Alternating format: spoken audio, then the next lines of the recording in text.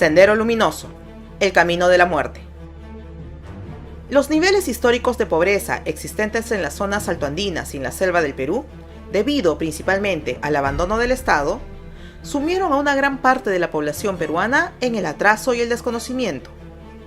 La juventud campesina esperaba por generaciones alguna salida para su situación de escasez y necesidad, sin encontrar respuesta alguna. Así, en 1959, durante el gobierno de Manuel Prado, esta situación sería abordada con la reapertura de la Universidad Nacional San Cristóbal de Huamanga, lo que daría un impulso social y económico a la región sur del Perú, especialmente a la provincia de Ayacucho, una de las regiones con mayor índice de pobreza y abandono en aquel momento. Dicha universidad no solo abriría la estancia a grandes maestros como Julio Ramón Ribeiro, Luis Lumbreras o Antonio Cisneros, sino que permitiría que grupos políticos afiancen su posición en las aulas, siendo el más favorecido, sin duda, el Partido Comunista, que fortalecería su presencia, sobre todo en la juventud ayacuchana. En 1962, como resultado de dicha movida política, sería elegido como rector de la universidad Efraín Morote Best, quien renovaría la plana docente, contratando a personal con militancia comunista, llegando así, procedente de la ciudad de Arequipa, Abimael Guzmán Reynoso, quien sería asignado como catedrático del curso de filosofía, siendo nombrado además responsable del trabajo juvenil del Comité Regional José Carlos Mariátegui del Partido Comunista del Perú, convirtiéndose en el nexo más notorio entre los intelectuales provincianos y la juventud regional. En 1963, Guzmán sería trasladado a la Facultad de Educación, iniciando un trabajo de adoctrinamiento a los futuros maestros.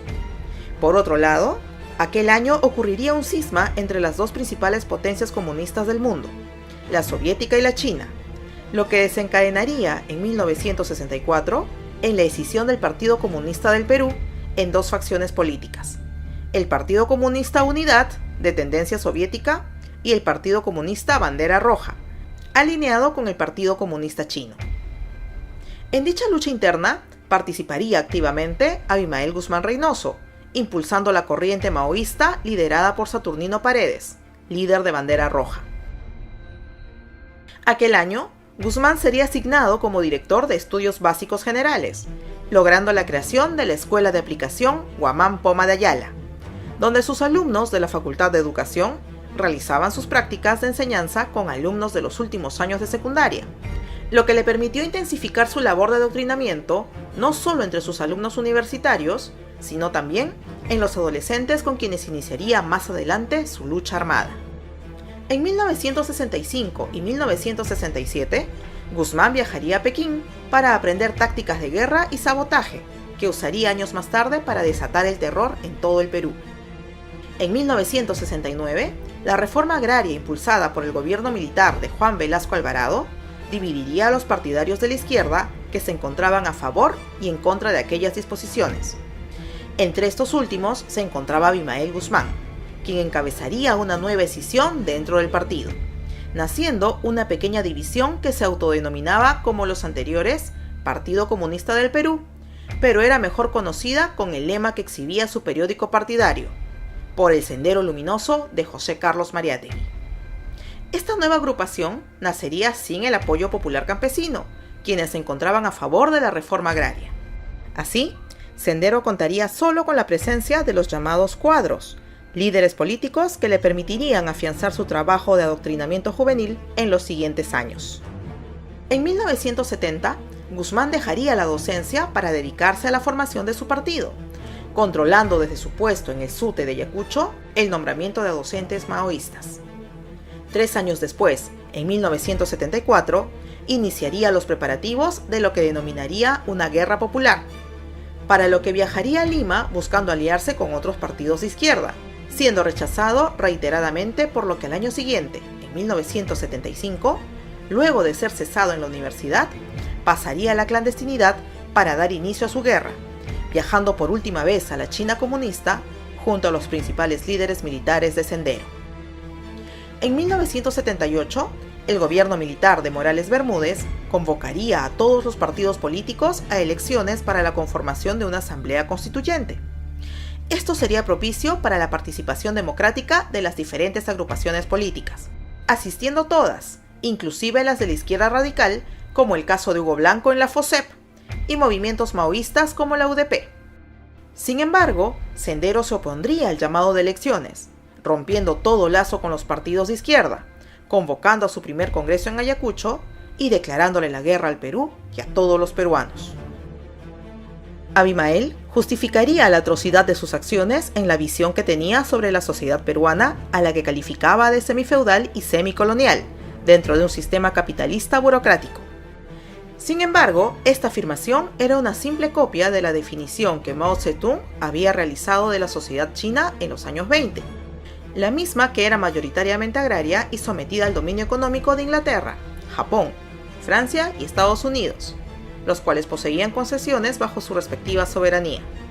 Al respecto, el Perú de 1978 era diametralmente opuesto a la China de Mao, ya que además de mantener intacta su soberanía, el feudalismo que pretendía atacar había sido socavado por la reforma agraria de 1968. Así, bajo la premisa mencionada,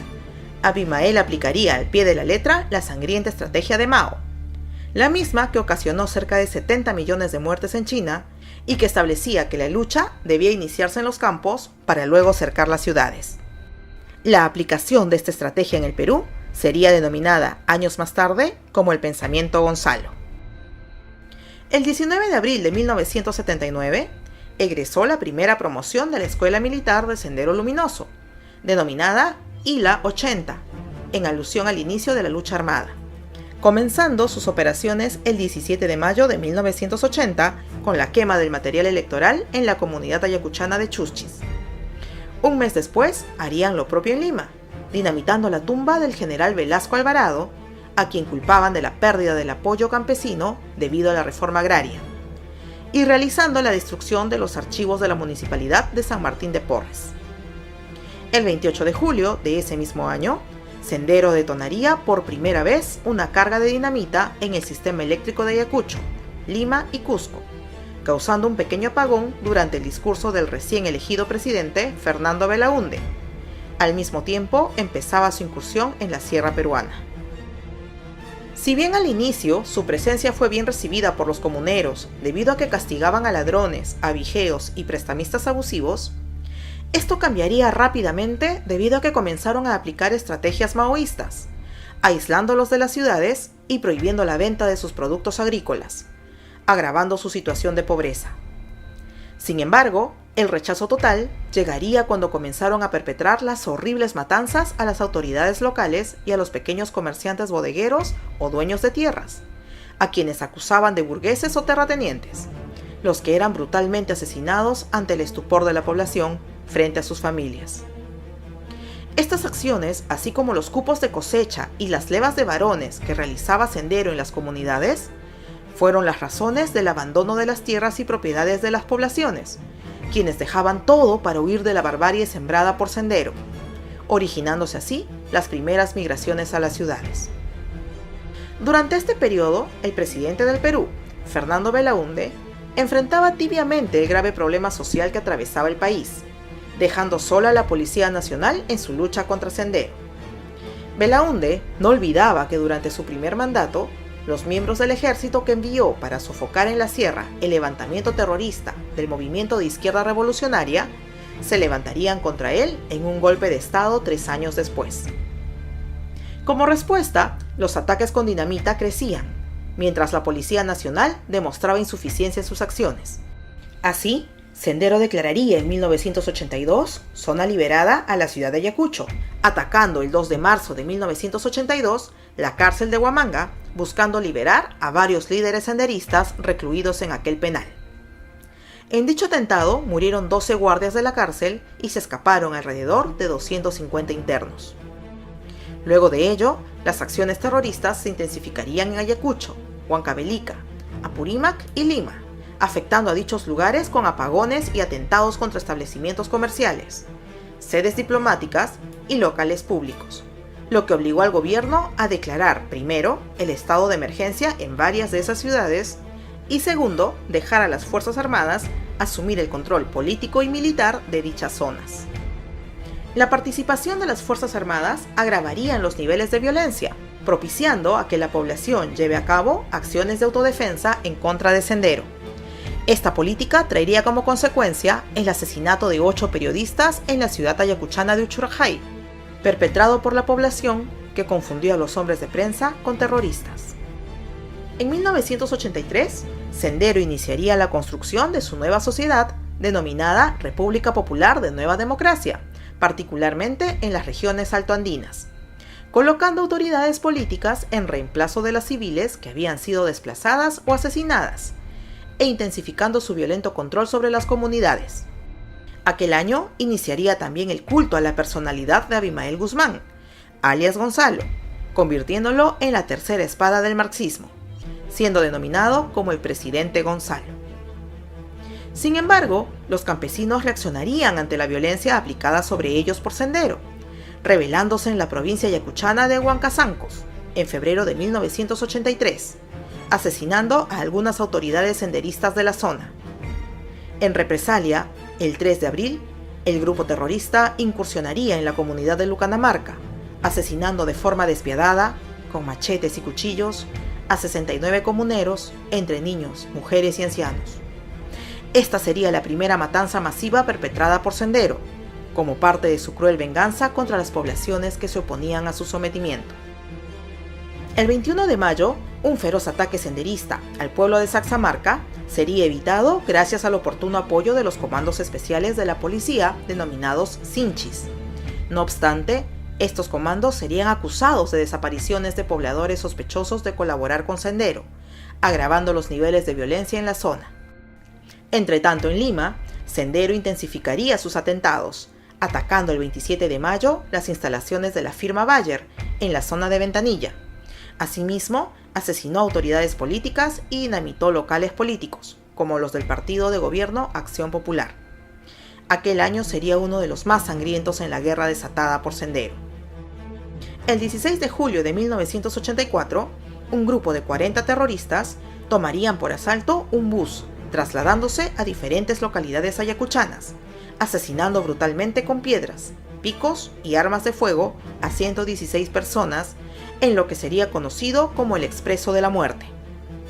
Por otra parte, Sendero militarizaría su movimiento con la creación del temible Socorro Popular, organización que a base de dinamita ensangrentaría aún más al país.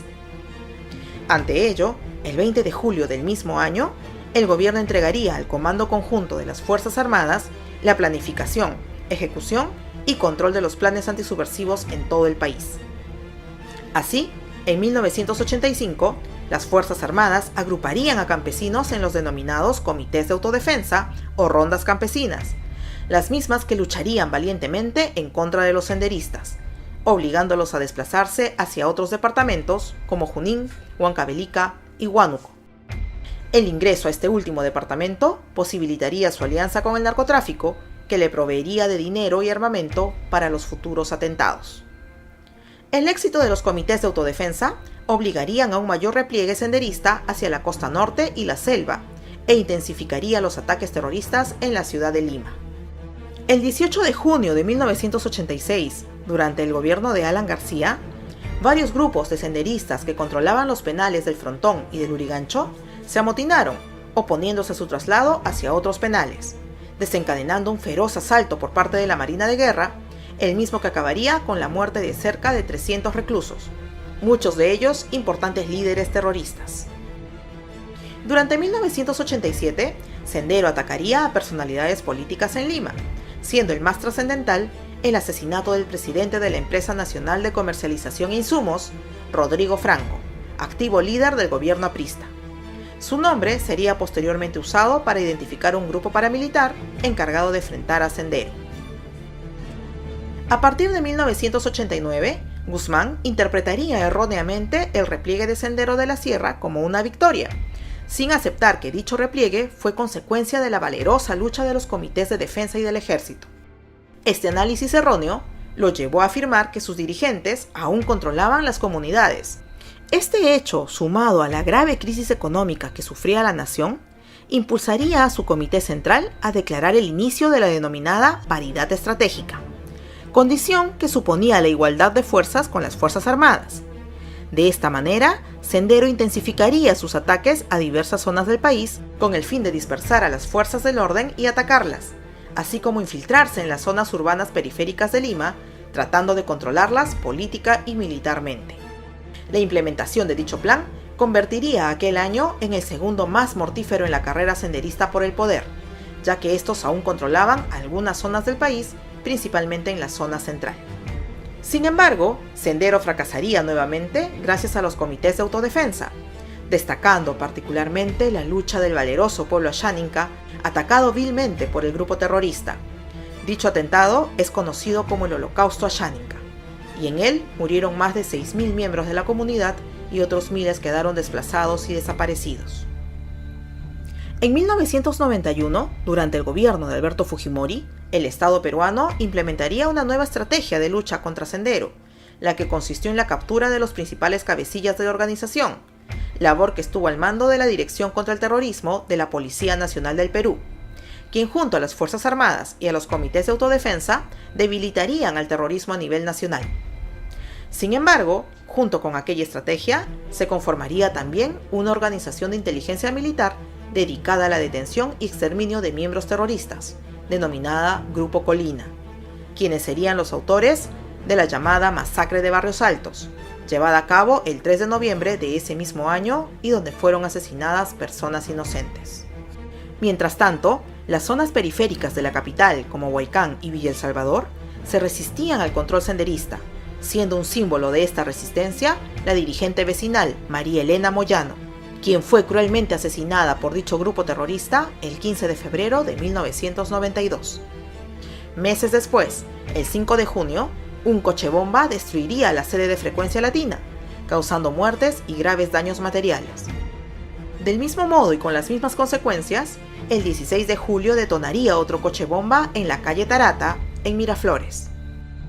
Como consecuencia, el Grupo Colina nuevamente actuaría ejecutando a 9 estudiantes y un profesor de la Universidad Nacional de Educación Enrique Guzmán y Valle, conocida como La Cantuta, a quienes indicaron como terroristas y autores de dicho atentado. Sin embargo, esto no fue nunca comprobado.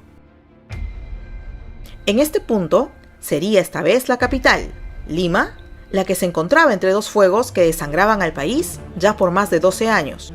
por lo que luego de una paciente labor de inteligencia, la DIRCOTE asestaría un golpe mortal a la organización terrorista. El 12 de septiembre de 1992, a las 8:45 de la noche, en una calle ubicada en el distrito de Surquillo, en Lima, sería capturado el líder y autor del mayor baño de sangre ocurrido en el Perú, Abimael Guzmán Reynoso. Semanas después, Guzmán presentaría desde su celda un acuerdo de paz acelerando el desarticulamiento de Sendero Luminoso, siendo capturados sus principales líderes. Abimael Guzmán, el líder terrorista más sangriento de la historia del Perú, sería condenado a cadena perpetua y trasladado a una cárcel ubicada en la base naval del Callao. En 1999 caería uno de los últimos cabecillas del grupo terrorista, Óscar Ramírez Durán, terminando de esta manera una de las etapas más negras en la historia republicana del Perú. Sin embargo, Sendero Luminoso no murió, ni aún con la muerte de Guzmán el 11 de septiembre del año 2021. Sendero pervive y continúa subsistiendo camuflada en el narcotráfico o en grupos políticos de la izquierda radical que han logrado infiltrarse en la vida política peruana, confundiendo o engañando a parte de la población que lo sigue en búsqueda de un cambio en el país. El daño inconmensurable ocasionado por Sendero Luminoso en el Perú fue originado por el fanatismo ideológico de una persona que, aprovechándose del abandono y marginación histórica sufrida por las provincias de la Sierra y la Selva peruana, intentó llegar al poder mediante el terror y la violencia, usando a las personas que creyeron en él para terminar con la vida de más de 80.000 peruanos y sumir al país en una vorágine de sangre y dolor. Como peruanos, debemos recordar siempre estas páginas manchadas de sangre y evitar que el aterrador pasado vuelva a repetirse. Solo con el conocimiento podremos prevenir que otro oscuro sendero se abra en nuestro futuro.